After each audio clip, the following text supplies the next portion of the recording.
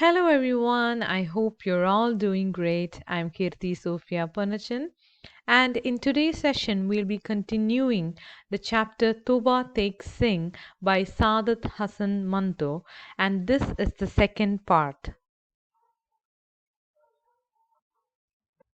A brief introduction about the author and about the story has been dealt in the previous class.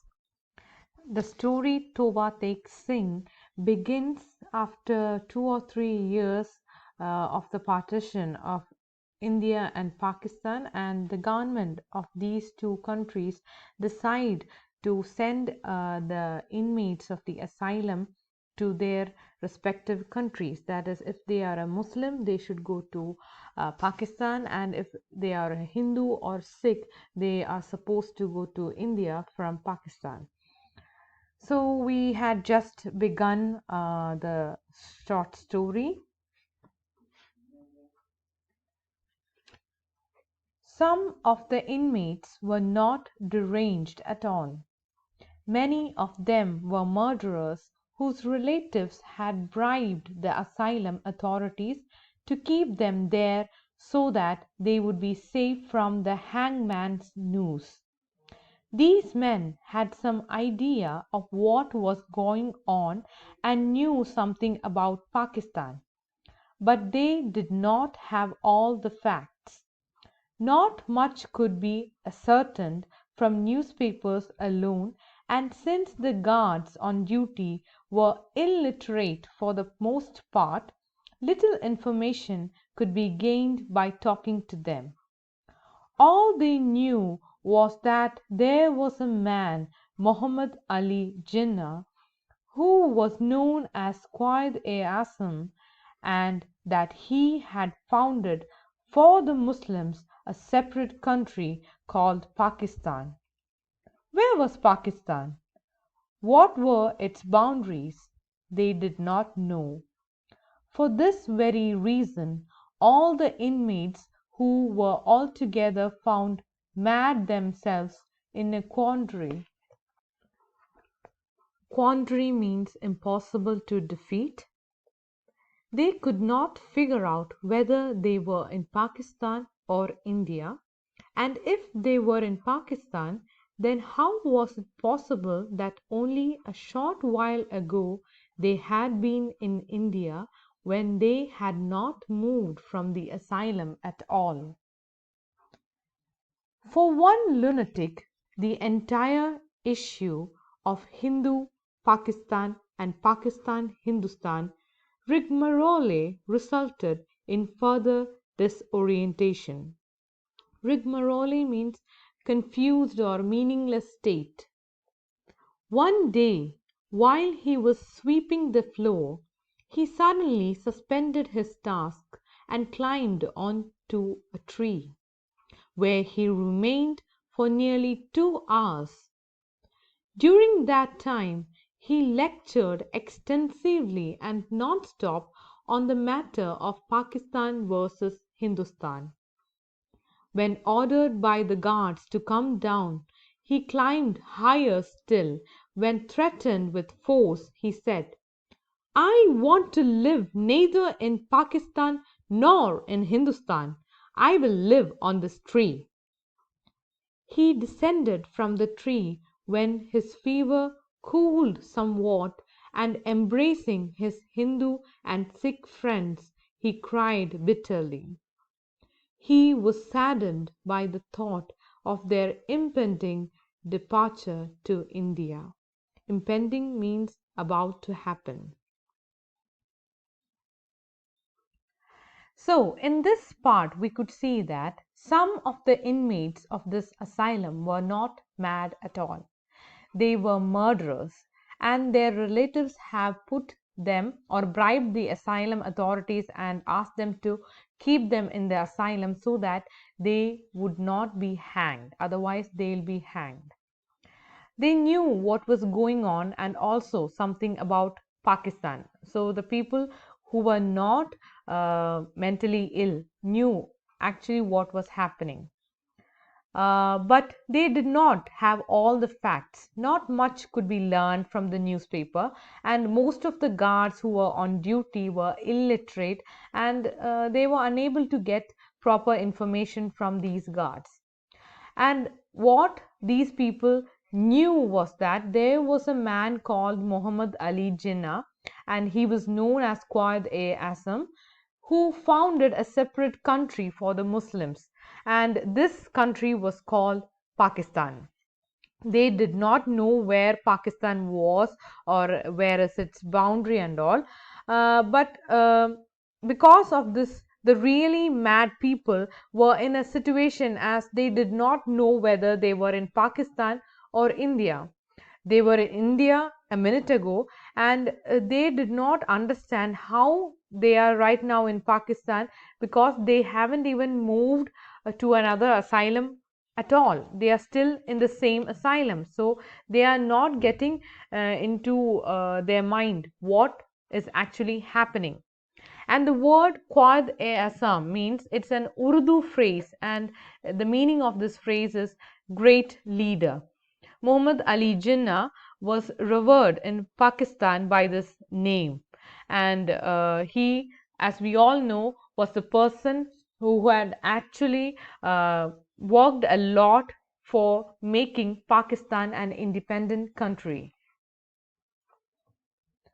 And for one lunatic, the Hindustan Pakistan issue became a huge problem for that person.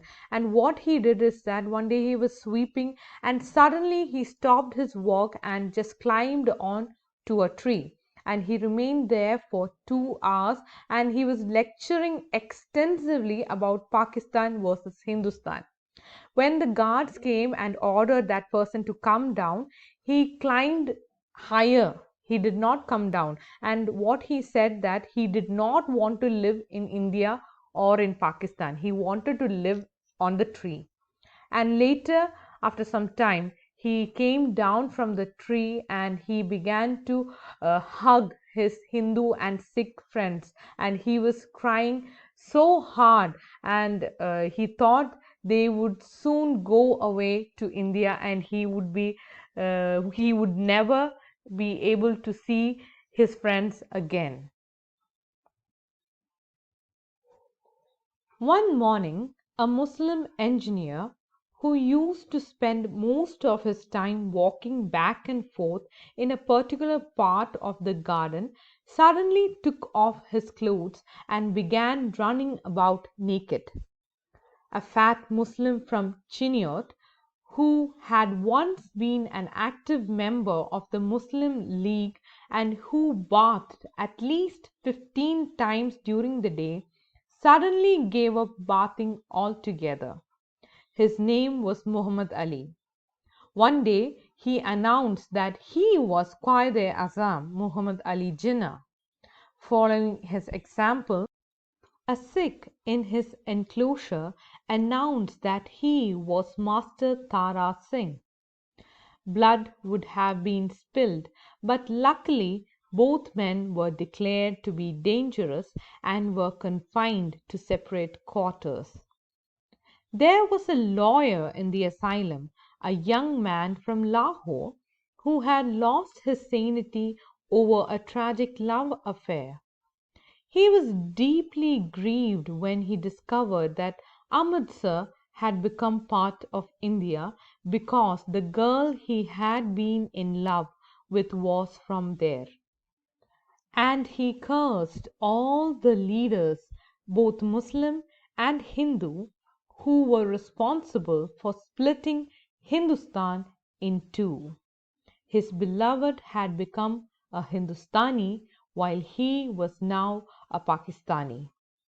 Some of the other inmates tried to comfort the lawyer. They told him he would be sent to Hindustan, where his beloved lived. But he did not wish to leave Lahore, for he felt that his practice would not thrive in Amritsar. In this part, we could see that one morning a Muslim engineer who usually spent most of his time walking back and forth in a particular part of the garden, suddenly removes all his clothes and started running around naked.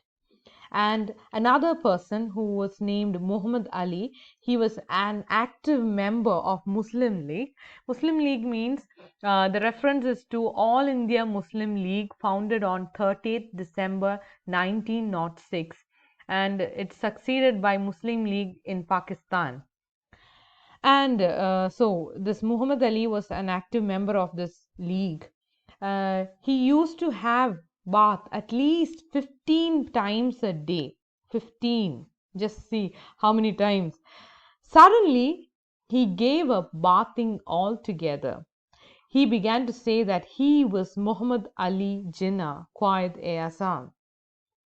Following his example, a Sikh said he was Master Tara Singh. Master Tara Singh is a prominent Sikh political and religious leader, and he was accused of having investigated violence during partition.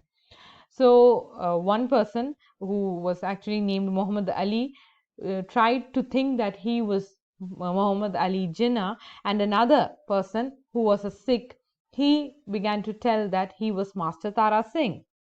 There would be bloodshed, and so they were declared dangerous and were confined to separate quarters. So, if Muhammad Ali and the Sikh came face to face, the authorities of the asylum were sure that a bloodshed would definitely happen, so they decided to keep these two people in separated quarters.